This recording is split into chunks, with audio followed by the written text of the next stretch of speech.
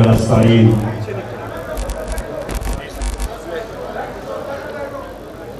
मैं आसिम आपका शुक्रिया अदा करता हूं कि पहले और फिर ये जो आपने बड़ी जेनरस कंट्रीब्यूशन दी शौकत खानम को, मैं दोनों के लिए आपका शुक्रिया अदा करता हूं। मैं सियालकोट बार आपका शुक्रिया अदा करता हूं कि आपने मेरी इज्जत की, मुझे ऐसा इस्तकबाल दिया, मैं आपका शुक्रिया अदा भी करता हूं।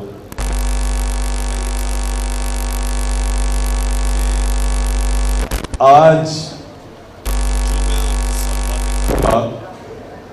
ये आपने ऐसे समझना है कि वो पाकिस्तानी आपसे बात कर रहा है जिसको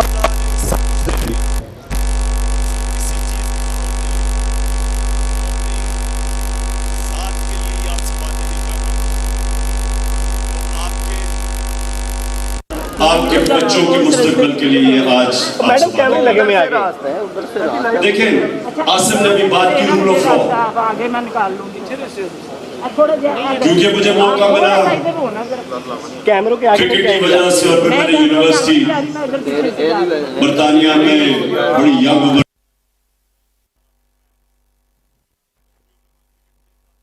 कई सालों तक सर्दियों में पाकिस्तान गुजारता था। जगह ही नहीं है आगे, कहाँ जाएंगे?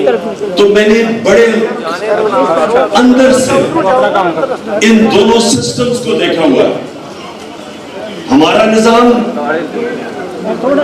और वो निजाम जो कि कामयाब निजाम है, जगह दे दो जिधर यहाँ लोग मरते हैं वीजा लेके उधर जाने के लिए। बरतानिया का, यूरोप का निजाम, अमेरिका का निजाम, मैंने मुआसरा किया हुआ इन सब सिस्टम्स का। आराम से लेकिन मैंने आराम से तहम्मुल से, क्योंकि बड़ी मैंने इंपॉर्टेंट आपसे बात करनी है, क्योंकि आपके ऊपर बहुत बड़ी जिम्मेदारी है इस वक्त, इसलिए आपने जिस माशरे के अंदर रूल ऑफ लॉ नहीं होता वो कभी खुशहाल नहीं होता। ये जो कहते हैं ना कि खुशहाली आ जाएगी, मैं लाहौर को पेरिस बना दूंगा, मैं एशियन टाइगर बना दूंगा पाकिस्तान को, क्यों नहीं बना अभी तक? बन ही नहीं सकता। देखिए, अल्लाह का हुक्म है कि मेरी जमीन पे इंसाफ कायम करो। इब्ने खालदून, जो मॉडर्न हिस्ट्री का बाप समझा जाता है, सिर्फ हमारे मुसलमान दुनिया में नहीं, मगरिब में इब्ने खालदून को मॉडर्न हिस्ट्री का बाप समझा जाता है। वो कहता है कि मैंने जितना अपना दीन स्टडी किया, कुरान स्टडी की, इस्लाम को स्टडी किया, मैं एक नतीजे पे पहुंचा कि अल्लाह ने इंसान को दुनिया में भेजा ही एक वजह से कि मेरी जमीन पे इंसाफ कायम करो। यानी कि एक इंसानी माशरे और जानवरों के माशरे में सबसे बड़ा फर्क यह है कि जानवरों में इंसाफ नहीं होता और एक असल इंसानी माशरे में इंसाफ होता है। और इंसाफ अल्लाह का हुक्म है, और अल्लाह का हुक्म है हमारी बेहतरी के लिए। तो उसका मतलब यह कि जब आप इंसाफ कायम करते हैं, आप अपनी बेहतरी करते हैं। तो आज आप बुकला खड़े हैं सब यहां, आपको हैरत होगी ये चीज सुन के कि मुसलमान दुनिया, इसकी बुनियाद रखी गई थी मदीना की रियासत में। दुनिया के सबसे अजीम लीडर हमारे नबी सल्लल्लाहु अलैहि वसल्लम ने, तो सबसे पहले चीज क्या उन्होंने एस्टैब्लिश की थी? अदल और इंसाफ। सबसे पहले जो बुनियाद रखी गई थी पहले इस्लामी रियासत की, वो इंसाफ पर रखी गई थी, और रूल ऑफ लॉ। और रूल ऑफ लॉ का मतलब यह होता है कि कोई कानून से ऊपर नहीं है। उन्होंने कहा मेरी बेटी भी अगर चोरी करेगी उसको सजा मिलेगी, और सबसे मेरी जो लाडली बेटी उसका नाम लिया, और उन्होंने कहा कि तुम्हारे से पहले बड़ी कौमें तबाह हुई, जिधर कमजोर के लिए एक कानून, छोटा चोर चोरी करे तो जेल में, और बड़ा चोर डाका मारे तो उसको NRO मिल जाए, यानी उसको पकड़ा ना जाए। सुने प्लीज, देखें तो बाद में तकरीर नारे, लेकिन ये बड़ा इंपॉर्टेंट है आपके लिए सुनना, क्योंकि आपका मुल्क, हमारा मुल्क आज उधर खड़ा है, दो राहों में खड़ा हो गया है। एक तरफ तबाही है और एक तरफ जद्दोजहद है उस पाकिस्तान की जिसके लिए बना था, जो इस शहर का अजीम ज़हन डॉक्टर अल्लामा इकबाल ने जो तस्वर दिया था पाकिस्तान का। अब दो तरफ है, या आप इधर जाएंगे, ये चोरों का टोला जो ऊपर मुसल्लत किया गया है, 60% कैबिनेट जमानत पे है, प्राइम मिनिस्टर को सजा होने वाली थी, अंडर ट्रायल था वो और उसका बेटा, 16 अरब के केस पे FIA के जो नौकरों के नाम पे चोरी का पैसा नौकरों के नाम पे आया, सजा होने वाली थी उसको। राना सनाउल्लाह का इसका अपना वजीर कहता है, वो आबिद शेर अली का बाप के, ये इसने 18 कत्ल किए हैं, वो इंटीरियर मिनिस्टर है। उधर जो लंदन में बैठा मफरूर और कन्विक्टेड मुजरिम, वो फैसले कर रहे हैं मुल्क के। उधर तंदराता फिर आसिफ जरदारी, जो सारी दुनिया उसको 10% यानी चोर समझती है, वो कैसे मुल्क की क्या फ्यूचर हो सकती है? अगर ये मुल्क के ऊपर बैठ गए और हम ये समझें कि हम जनाब अपने यहाँ काम करते रहेंगे और मुल्क बच जाएगा, हम पाकिस्तान के नारे मारते रहे, कोई फ्यूचर नहीं है इस मुल्क का। क्योंकि तारीख उठा के देख लें, मैं तारीख का स्टूडेंट हूं, दुनिया में कोई मुझे आज नेशन बता दे, कोई मुझे एक मुल्क बता दे जिधर इंसाफ का निजाम और वो खुशहाल हो। स्विट्जरलैंड, मैं उसकी इसलिए मिसाल देता हूं कि कोई वसाइल नहीं है स्विट्जरलैंड के अंदर, सिवाय पहाड़ है। यहाँ के आपके नॉर्दर्न एरियाज, गिलगित बल्तिस्तान, उससे कई दुर्जा ज्यादा खूबसूरत इलाका है, दुगना है स्विट्जरलैंड से, लेकिन वो सबसे खुशहाल मुल्क है, क्योंकि रूल ऑफ लॉ इंडेक्स के अंदर स्विट्जरलैंड 99.9% है कि रूल ऑफ लॉ है वहां। और मैं नाइजीरिया की मिसाल देता हूं, सारे अफ्रीका में सबसे ज्यादा तेल का जखीरा नाइजीरिया में है, गुर्बत सबसे ज्यादा है, क्योंकि रूल ऑफ लॉ इंडेक्स में वो 7% है। पाकिस्तान भी कोई 10-12% पे है। वेनेजुएला साउथ अमेरिका में सबसे ज्यादा तेल है, वहां लोग बेचारे हिजरत करके जा रहे हैं मुल्क से, गुर्बत है, क्योंकि रूल ऑफ लॉ नहीं है। तो यहां तो रूल ऑफ लॉ की आपकी सारी कौम के सामने जिस बेशर्मी से धज्जियां उड़ाई गई, चोरों के ऊपर मुसल्लत किया गया बैरूनी साजिश, जो अमेरिका के अंदर, अमेरिका उस साजिश का हिस्सा था। यहां सहूलतकार थे, हैंडलर्स थे, जिन्होंने इन चोरों को हमारे ऊपर बिठाया। उसके बाद अगर कौम इस जुल्म, इस नाइंसाफी के सामने अगर कौम भेड़ बकरियों की तरह सर झुका देती है, तो सामने मौत है आपके। ये जो अरशद शरीफ से हुआ है, पाकिस्तान का मेरी नजर में नंबर 1 इन्वेस्टिगेटिव जर्नलिस्ट था। वो आदमी जो सिर्फ और सिर्फ मुल्क के लिए खड़ा था, राय हक पे खड़ा होता था, कई दफा गलत भी होता है, लेकिन वो अपने जमीर के मुताबिक राय हक पे खड़ा था, मुल्क के लिए खड़ा था। जो मुल्क की बेहतरी है, अरशद शरीफ उधर खड़ा था। कोई उसका दुश्मन भी नहीं कह सकता था कि वो कभी अपने जमीर का सौदा करता था। बाज़मीर एक वो जर्नलिस्ट, सहाफत जो मुल्क का असासा होती है, ऐसे सहाफी मुल्कों का असासा होते हैं कि मुल्कों के ओपिनियन मेकर्स बन जाते हैं, क्रेडिबिलिटी है। क्यों इतना गम है आज? मैंने कभी पाकिस्तान में किसी सहाफी के इस तरह, और भी सहाफी कत्ल हुए हैं पाकिस्तान में, लेकिन मैंने कभी इस तरह का रंज और दुख पाकिस्तान में नहीं देखा, और गुस्सा जो अरशद शरीफ पे हुआ, क्योंकि सारा पाकिस्तान जानता था, इसके मुखालिफ भी जानते थे कि वो एक दलेर, ना डर, एक सच्चा, एक मुहिब वतन पाकिस्तानी था, और उसने जान अपनी दी और शहादत ली। हर किसी को हम शहीद कह देते हैं, जी फलाना शहीद है, ये शहीद है, एक्सीडेंट में मरता शहीद है। वो आदमी जिसको पता था कि उसकी जान खतरे में है, मैंने उसको 2 दफा कहा कि मुल्क से बाहर चले जाओ, क्योंकि मुझे इंफॉर्मेशन थी इसको मारने लगे। धमकियां मिल रही, एजेंसी कभी कुछ उसको कह रही है, सिर्फ इसलिए कि वो खड़ा था रजीम चेंज के खिलाफ साजिश के ऊपर, वो बार बार बेनकाब कर रहा था।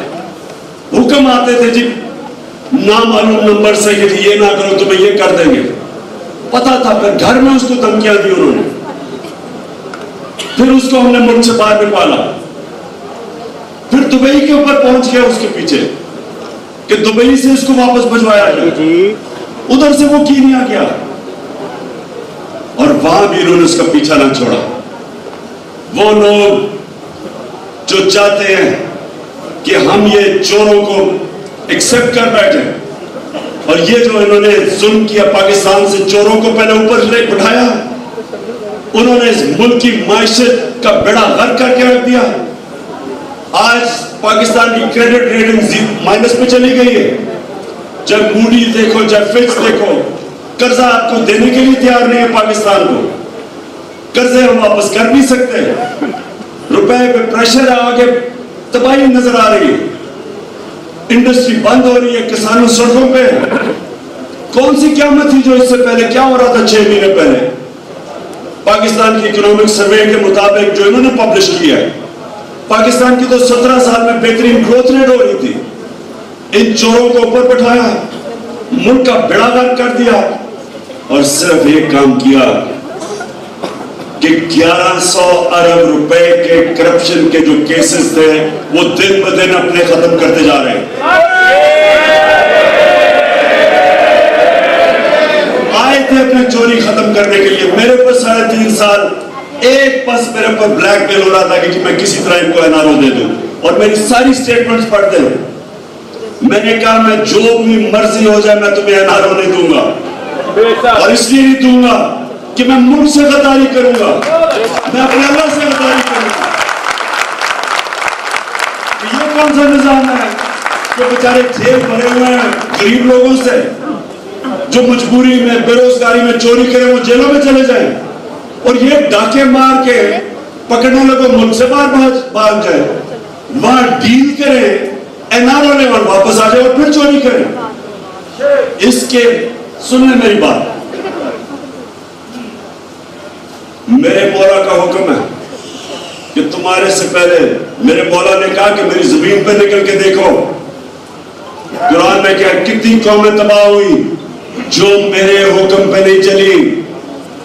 उसका हुक्म है अमर बिल मारूफ व नही अनिल मुनकर, हक और सच के साथ खड़े हो और बदी का मुकाबला करो, उसके खिलाफ खड़े हो। हुक्म है उसका अल्लाह का। कहीं उसने नहीं कहा अरे बस बस बस बस, कहीं उसने नहीं कहा कि जी मैं आप न्यूट्रल रह लो। न्यूट्रल रहने की इजाजत नहीं दी उसने किसी को, या एक तरफ खड़े हो या जाओ चोरों के साथ। और हमें यहां कहा गया कि जी हम न्यूट्रल हैं, ताकत आपके पास है और हम न्यूट्रल हैं। ये इस तरह है कि आपके घर ये बिल्कुल वैसे है कि मेरे घर पे डाका पड़ जाए और चौकीदार कहे जी मैं न्यूट्रल हूं, मैं कुछ नहीं कर सकता। उनके ऊपर डाकुओं को बिठा के और कहे जी हम तो जी न्यूट्रल हैं। इसलिए मेरी कौम सुन लो, ये मौका, ये आप इस बार मेरी कौम ने अगर इस जुल्म के सामने ना खड़ी हो, ये आपकी बर्बादी है। मैं परसों से कदम बढ़ा रहा हूं। देखिए, जो चीज अल्लाह कुरान में कहता है, जो मेरे नबी सल्लल्लाहु अलैहि वसल्लम जितनी भी उनकी सुन्नत है वो चलते फिरते कुरान थे। कुरान के अंदर वाज़ेह एक चीज, अल्लाह ने इंसान को कहा है कि जुल्म और नाइंसाफी का मुकाबला करो। उसको जिहाद कहते हैं।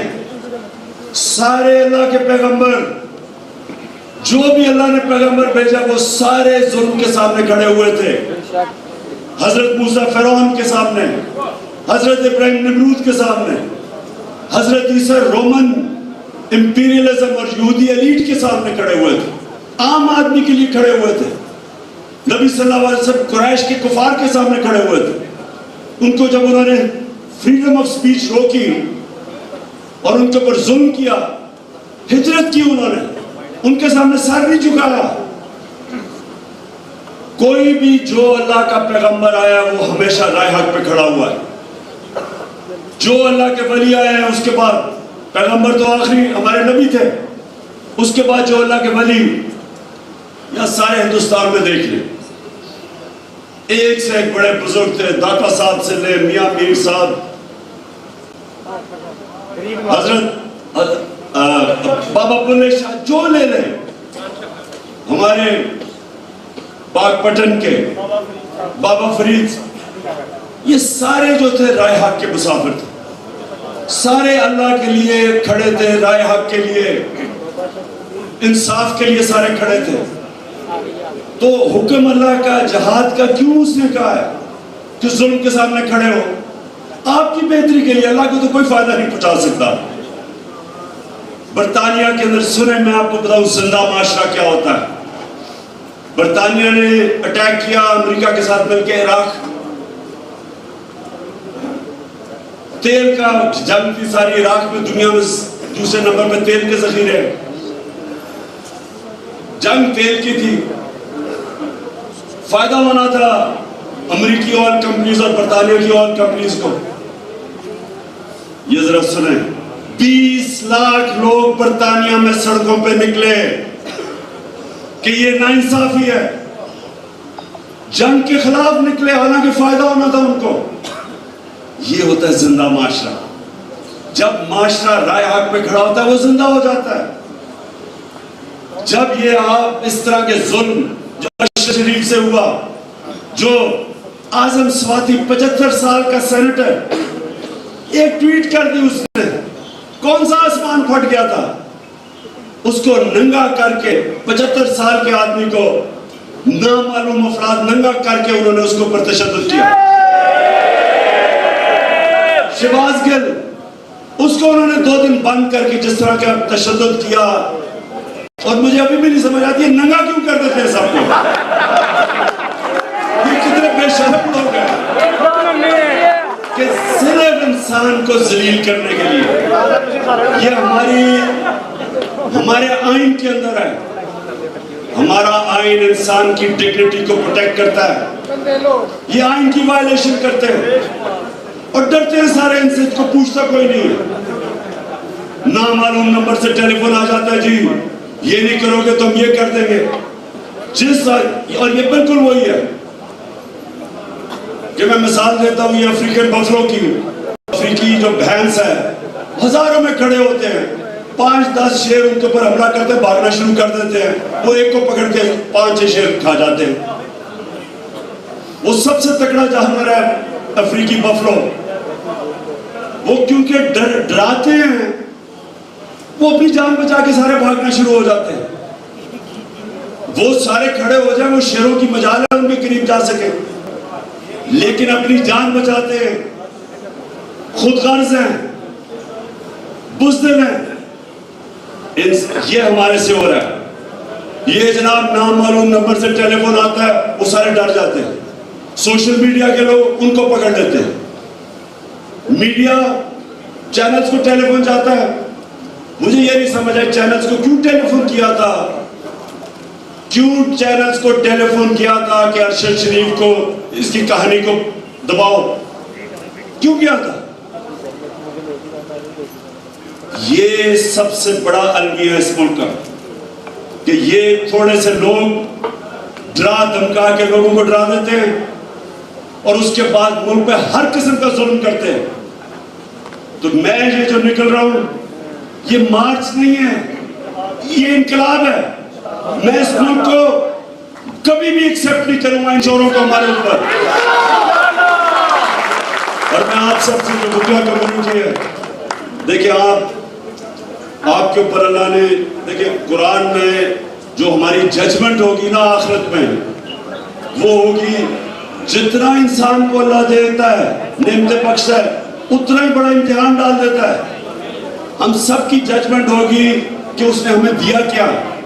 आपको कानून दिया उसने, आपके ऊपर जिम्मेदारी डाली है कि आप सबसे ज्यादा इंसाफ के लिए खड़े हो, आपके ऊपर जिम्मेदारी है। और मैं इसलिए अपने सारे वकला हर जगह जा रहा हूं, अपने वकला को तैयार कर रहा हूं कि आपने अब अपनी जिम्मेदारी निभानी है। हमारे ऊपर हर दूसरे दिन में केस हो जाता है, मेरे ऊपर पता नहीं कितने FIR काट गई है, कभी वो अरेस्ट करने आ जाते हैं डराने के लिए, जो मर्जी करेंगे।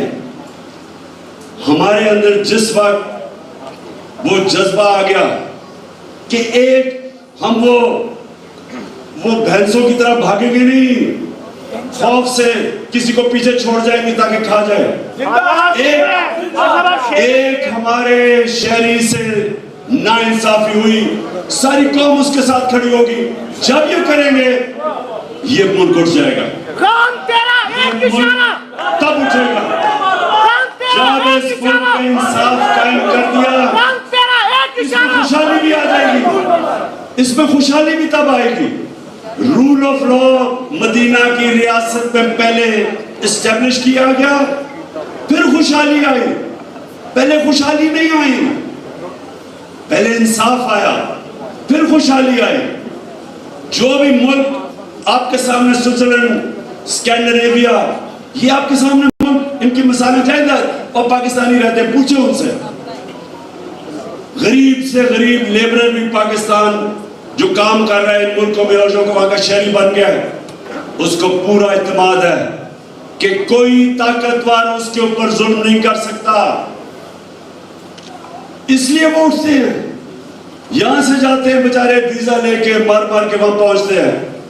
उनके बच्चे उनके स्कूलों में जाते हैं और वो देखते देखते जब उनको वो एक ऐसा इंसाफ का माशरा मिलता है, वो उठ जाते हैं। देखे तो आपको फख्र होगा देख के कि अपनी जो आपकी बैरून मुल्क पाकिस्तानी कम्युनिटी है, फख्र होगा देख के कि वो क्या क्या काम कर गए, क्या क्या कारनामे उनके। क्यों पाकिस्तान नहीं आते, क्यों पाकिस्तान में आके सरमायाकारी नहीं करते, क्यों नहीं आते? क्योंकि इंसाफ नहीं है, यहाँ काम ही नहीं कर सकते। जब इंसाफ नहीं होता तो करप्शन होती है, कब्जा ग्रुप होते हैं। यूरोप में क्यों नहीं कब्जा ग्रुप? क्योंकि वहां इंसाफ है। क्यों नहीं इस तरह के प्राइम मिनिस्टर भागे फिर रहे, लंदन में अरबों रुपए की प्रॉपर्टीज लेके बैठे हुए, एक रसीद नहीं दिखा सकते हैं कि पैसा किधर से आया। कोई और मुल्क मुझे बताए, एक मुझे मगरबी माशरा बता दे जिसका प्राइम मिनिस्टर अरबों रुपए की प्रॉपर्टीज में बाहर रह रहा हो और वो जवाब ना दे कि उसका पैसा किधर से आया, मनी ट्रेल ना दे। क्योंकि वह इंसाफ है और इसलिए खुशहाली है। तो मैं आखिर में मैं ये चाहता हूं आप साहब मेरे से हल्फ लें। ये मैं गुफ्तार के गाजी नहीं चाहता, मैं एक्शन चाहता हूं आपसे। तो मैं चाहता हूं असल में हाथ खड़ा करके अपने सबने हल्फ ले। सब अपना दायां हाथ ऊपर करें जी। बिस्मिल्लाहिर्रहमानिर्रहीम। मैं अल्लाह ताला को हाज़िर नाज़िर जानकर हलफ उठाता हूँ कि मैं पाकिस्तान के आईन और कानून की हमेशा पासदारी करूंगा और ये कि मैं बैरूनी साजिश से आई मौजूदा हुकूमत को अवाम की जमहूरी ताकत से बदलने तक अपनी तमाम तर आईनी और जमहूरी जिम्मेदारियां पूरी करूंगा और ये कि मैं खुशहाल और आजाद पाकिस्तान के लिए हमेशा जद्दोजहद करूंगा। अल्लाह ताला हम सबका हामी और नासिर हो। आमीन। पाकिस्तान, इमरान खान